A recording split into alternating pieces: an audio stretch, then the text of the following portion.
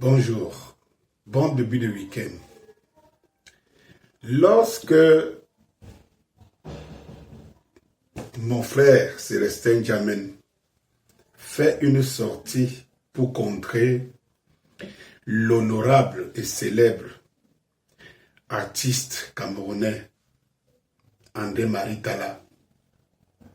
Et lorsque je dis mon frère Djamène, parce que de toutes les façons, nous ne pouvons pas avoir les mêmes points de vue, mais nous restons frères, nous restons Camerounais. Le sang du Cameroun coule tous en nous. Donc, j'ai de la considération pour monsieur tout le monde, mais des points de vue divergent.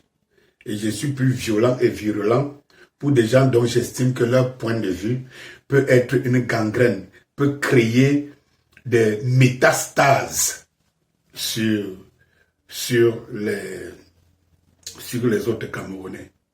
Alors, je me pose la question, quelle est l'opportunité?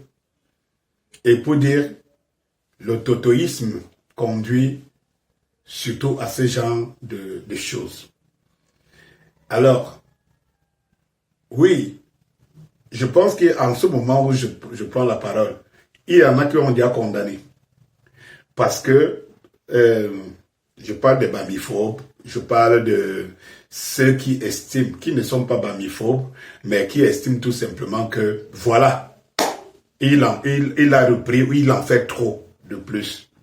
Non, c'est que j'ai bondi quand j'ai écouté le très respectueux André-Marie Talla.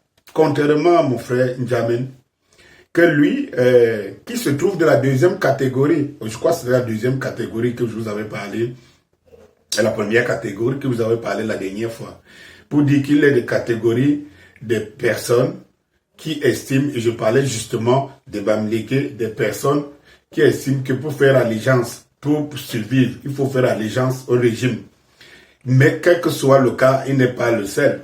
Peut-être Djamène veut tout simplement être sous le pas de Momo, son frère Jean de Dieu Momo et tout. Alors, je voulais dire ceci. Donc, du coup, saisir l'opportunité pour pouvoir s'attirer l'attention des uns et des autres. Contrairement à moi, et c'est comme je dis souvent, moi, je ne drague pas les gens.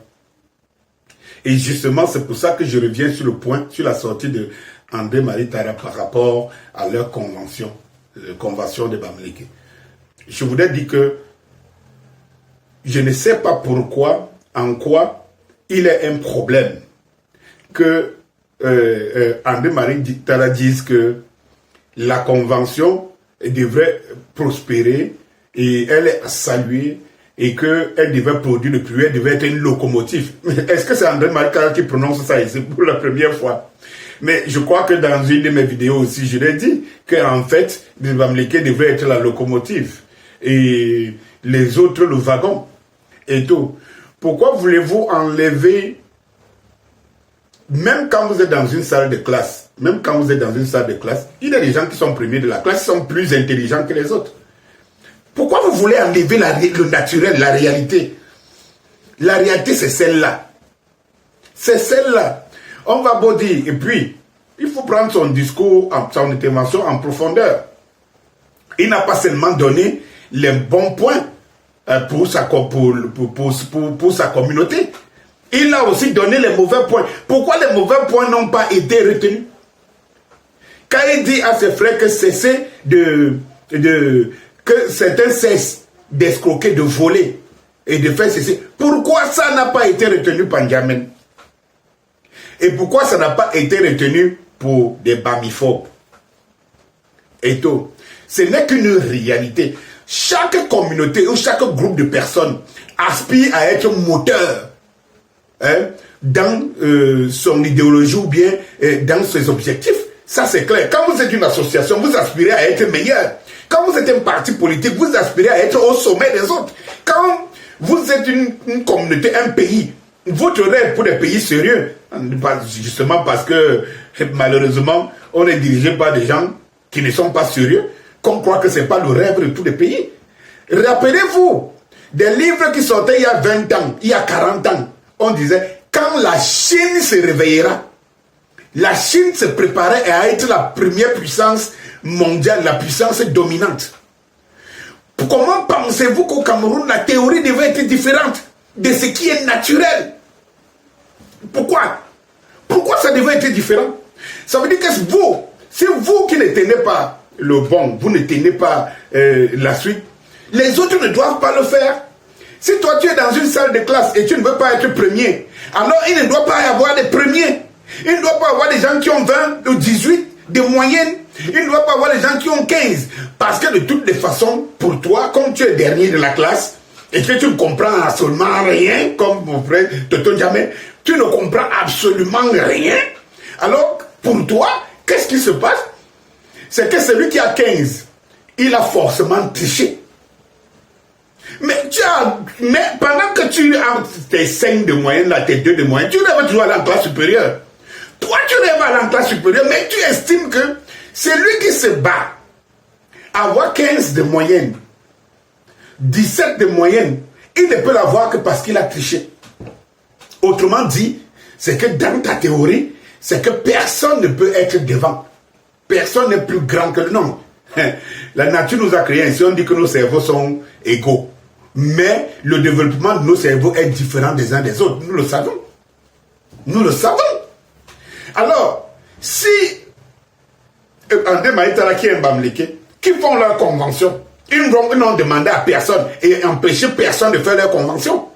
Je pense que le Mbamleke, machin, truc là, n'a pas demandé et ne combat pas pour que les autres ne fassent pas leur convention. Pourquoi ils ne le font pas? Et, attendez un peu. L'autre jour, je crois que je vais... Ça, c'est sur YouTube. J'ai un frère Bassa, qui m'envoie un message, j'espère que je vais le retrouver rapidement, sur YouTube, où pour me dire que c'est moi qui dis que je prends la promotion de développement de Bassa. Pourquoi je ne suis pas en Ndap Bikoko? Voilà la question qu'il me pose.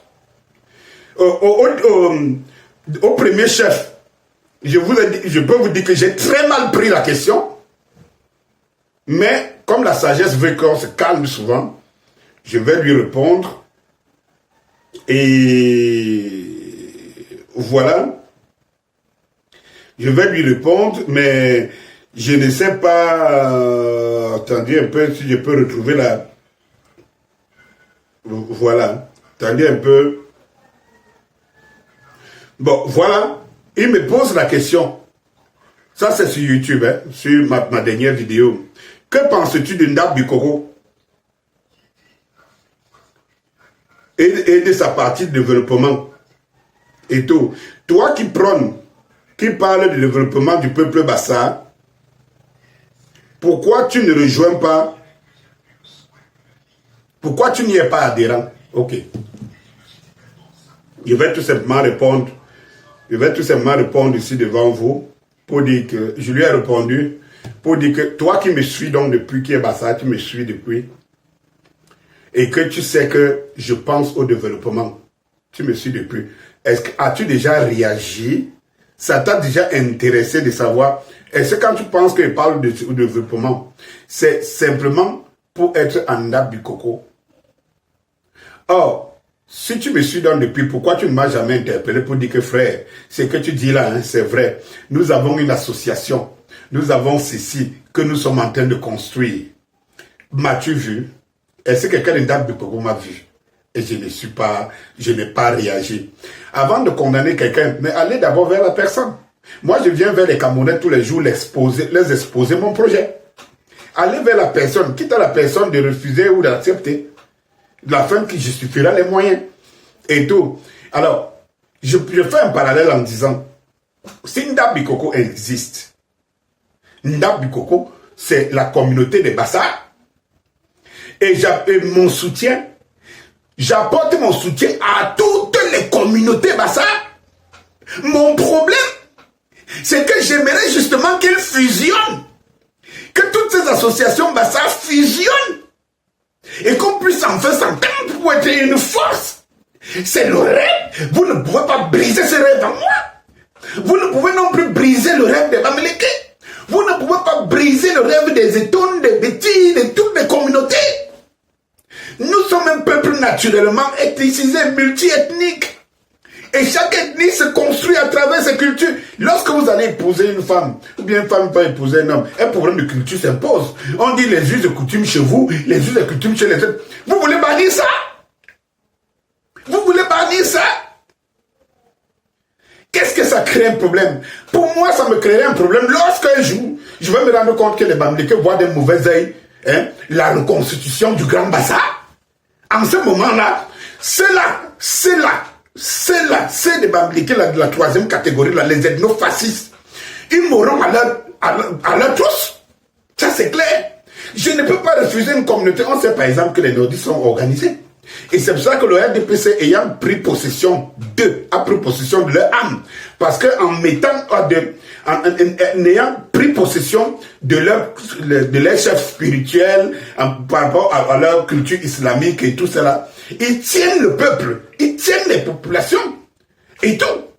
Mais ces peuples sont déjà composés. Mais vous ne pouvez pas faire sans ça.